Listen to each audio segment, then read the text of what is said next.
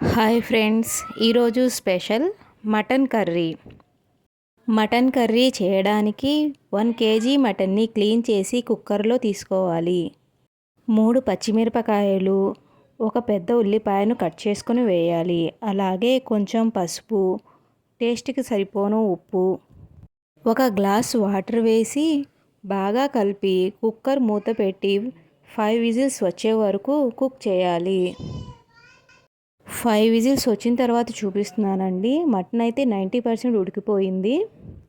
10% మసాలాతో ఉడికించాలి. బాయిల్ చేసిన మటన్ని నేను వేరే గిన్నెలో తీసుకున్నానండి. కుక్కర్లో అయినా కర్రీ చేసుకోవచ్చు. మటన్లో ఒక టీ గ్లాస్ వరకు వాటర్ ఉంచి మిగతా వాటర్ని వేరే గిన్నెలో తీసుకోవాలి.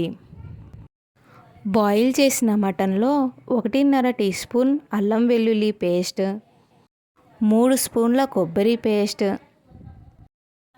ఇక్కడ నేను ఎండు కొబ్బరి పేస్ట్ వేసుకుంటున్నానండి. 3 స్పూన్ల కారం, 1 స్పూన్ మటన్ మసాలా, అర స్పూన్ గరం మసాలా, అలాగే 1.5 స్పూన్ ధనియా పౌడర్ వేసి ఈ మసాలాలను బాగా కలపాలి. తగినంత నూనె వేసి మనం వేసుకున్న మసాలాలు అన్నీ పచ్చివాసన పోయి ముక్కలకు బాగా పట్టే వరకు ఫ్రై చేయాలి.